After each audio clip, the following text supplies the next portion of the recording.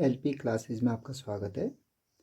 इससे पहले हम वीडियो में पढ़ चुके हैं कि प्रकाश का परावर्तन क्या होता है और प्रकाश के परावर्तन का एक बहुत अच्छा एग्जाम्पल मैंने उस दिन बताया था कि दर्पण जो है वो प्रकाश का पूर्णतः क्या करता है, परावर्तन करता है।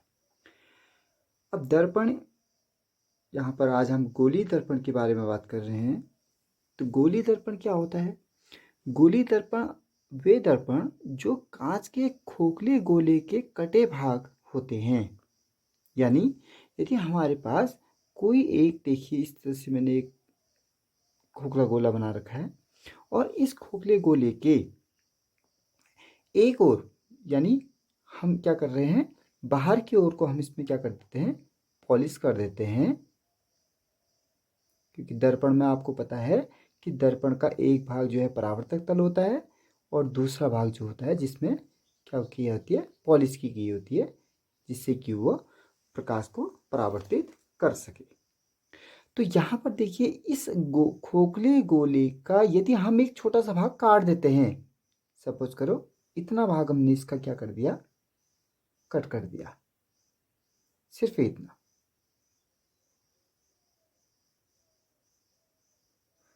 तो यह हमारी क्या बन जाता है, गोली दर्पण बन जाता है। इसी प्रकार से एक दूसरे चित्र में भी हमने दिखा रखा है। यदि मैंने इस पे बाहर की ओर पॉलिश कर रखी है तो मैं इसमें अंदर की ओर पॉलिश कर रहे हैं।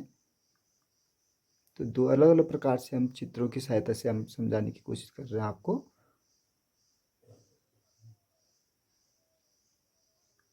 यदि मैं इसमें अंदर की ओर पॉलिश कर देता हूं और इसका भी एक छोटा सा भाग हम क्या कर देते हैं, काट देते हैं,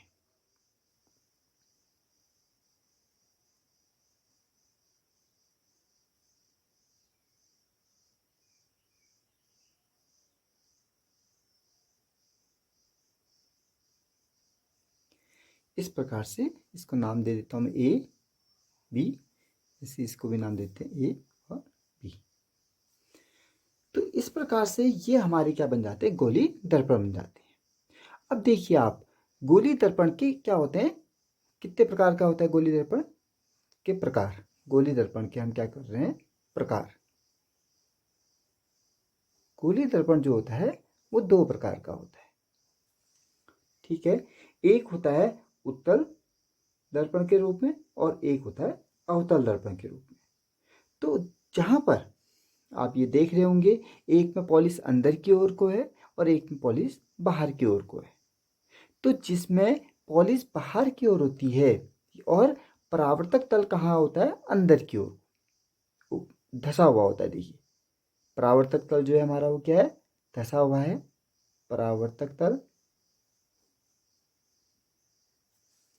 और बाहर की ओर क्या की है, पॉलिश की है। इसमें भी देखिए, पर अब इसमें उल्टा है, इसमें परावर्तक तल जो है वो क्या है, उभरा हुआ है और धसा हुआ भाग जो है उसमें क्या की है, पॉलिश की गई है। तो इस प्रकार से इनके नाम भी बदल जाते हैं। तो वह दर्पण जो जिसका परावर्तक तल धसा हुआ होता है और उभरे हुए भाग में पॉलिश होती है, उसको बोलते हैं हम क्या, अवतल दर्पण। यह हमारा अवतल दर्पण हो गया।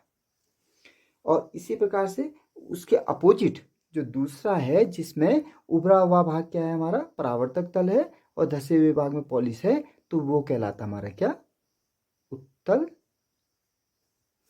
दर्पण। ठीक है। अब देखिए इससे आगे तो हमारा क्लियर हो गया। इसको हम यदि हम बनाना चाहें तो इस प्रकार से भी हम इस चित्र को हम बना सकते हैं कि सिर्फ दर्पण के रूप में बनाना चाहें तो ऐसे बना सकते हैं। ये हमारा हो जाएगा उत्तल अवतल दर्पण। और इसको बनाना चाहें तो इसके अंदर की ओर को आपको पॉलिश करनी पड़ेगी, तो ये हो जाएगा आपका उत्तल दर्पण। क्लियर हो गया। अब इस दर्पण के क्या होते हैं, गोली दर्पण के भाग भी होते हैं। गोली दर्पण के भाग, दर्पण के भाग।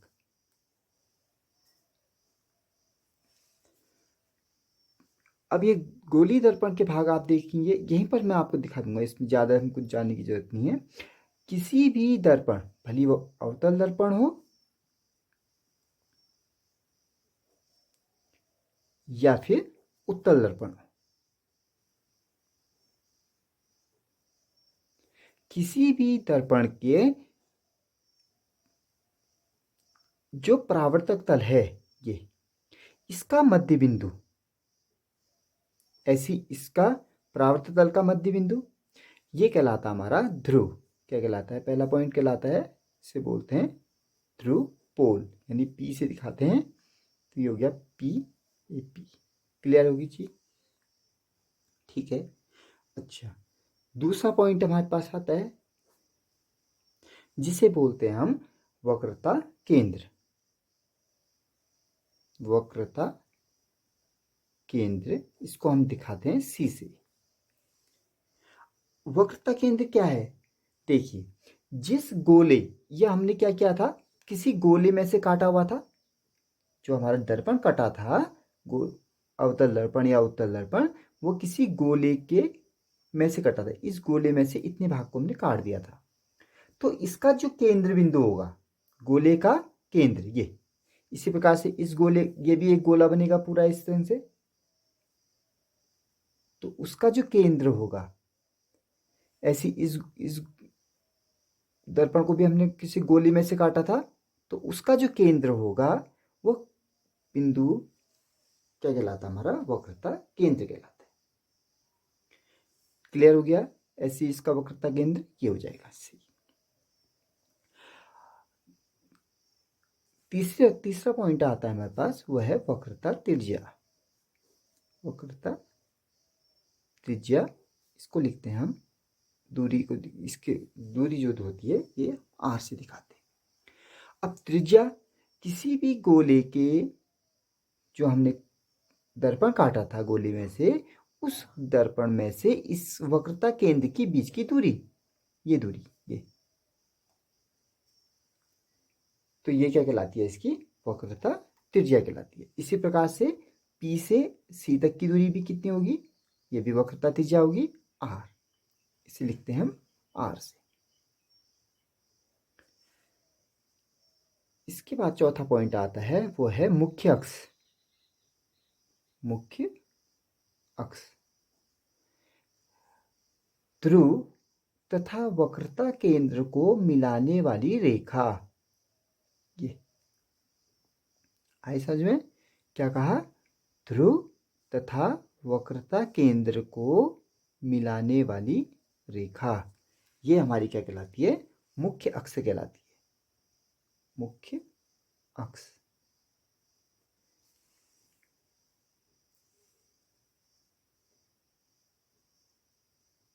ठीक है, आगे बढ़ते हैं। एक पॉइंट और हम इसको पढ़ लेते हैं, बहुत ही इंपॉर्टेंट पॉइंट हमारा है, वो है मुख्य फोकस। मुख्य फोकस, या हम जिसे फोकस कहते हैं, बस। ठीक है, तो यहाँ पे बहुत सरल और फटाफट हम इसको पढ़ लेते हैं। उसमें देखिए क्या है, यदि हमारे पास ये एक क्या बना हुआ है, बताइए क्या बना है? ये बना है हमारे पास अवतल दर्पण। इस अवतल दर्पण का ये हो गया हमारे पास ध्रुव, और ये हो गया इसका वक्रता केंद्र। इनको मिलाने वाली रेखा होगी मुख्य अक्ष। यदि कोई प्रकाश किरण मुख्य अक्ष के समांतर आती है, यदि कोई प्रकाश किरण मुख्य अक्ष की क्या आ रही है? समांतर आती है, तो वह इस मुख्य अक्ष के किसी एक बिंदु से होकर गुजर जाती है। इस प्रकार से, इसी प्रकार से यहां से भी दिखा दें हम, यदि कोई प्रकाश किरण मुख्य अक्ष के समांतर आती है, तो वह इस मुख्य अक्ष पर किसी एक बिंदु से होकर गुजर जाती है, और जिस बिंदु को हम क्या बोलते हैं? मुख्य फोकस। ये बहुत इंपॉर्टेंट पॉइंट है। और यह मुख्य फोकस F, और इस मुख्य फोकस से इस ध्रुव के बीच की दूरी को हम बोलते हैं फोकस दूरी। क्या बोलते हैं? फोकस दूरी।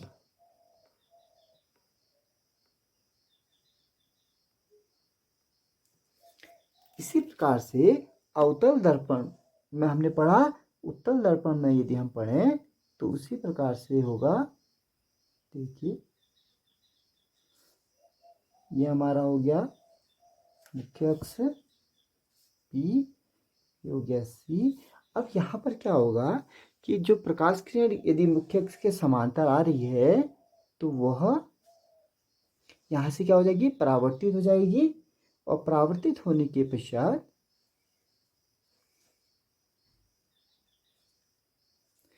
उसे हम पीछे बढ़ा देंगे, तो वह भी ये क्या होगा? मुख्य अक्ष के किसी एक बिंदु से होकर गुजरेगा।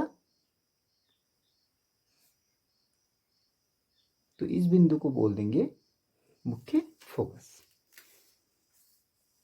तो ये है हमारा गोलीय दर्पण तथा उसके प्रकार तथा उसके